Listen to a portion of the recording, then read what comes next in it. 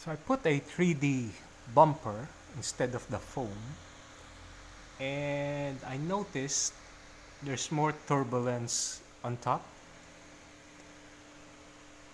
compared to the foam bumper. So I guess air is escaping, hitting the top of the hood, going up here, causing turbulence here.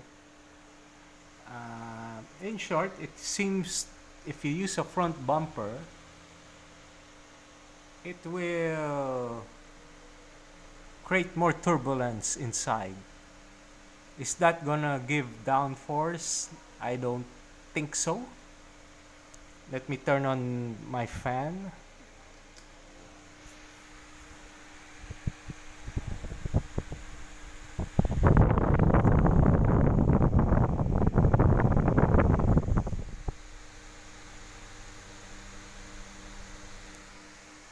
Probably not as it's not so significant, I guess, but there is a difference between a foam and the holes, the 3D bumper with holes. So if air goes under the hood, won't that create some lift and reduce front downforce?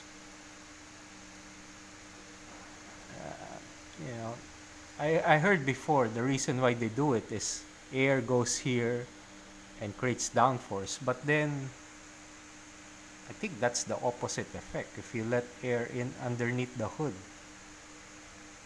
does it create a low pressure area? No. If it's in an inverted air wing, right? Inverted wing, it will suck it this way.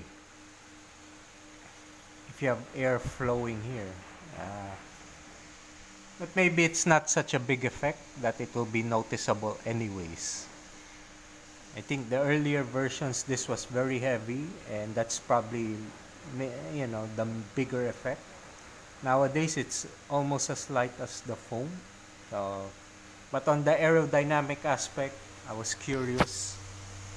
And yeah, there's more turbulence inside the body now with the 3D bumper. In short, I'm not gonna use it. Yeah, it probably gives good stability, keeps the body from deforming better than the foam. Maybe, I'm not so sure. I think the lightweight probably flexes a lot already. Here, there's a lot of turbulence here. So there's a lot of air going on the top and trying to escape the rear, but it's being blocked here. Alright, so my opinion is these 3D bumpers are no good for me on an aerodynamic aspect. Okay, alright.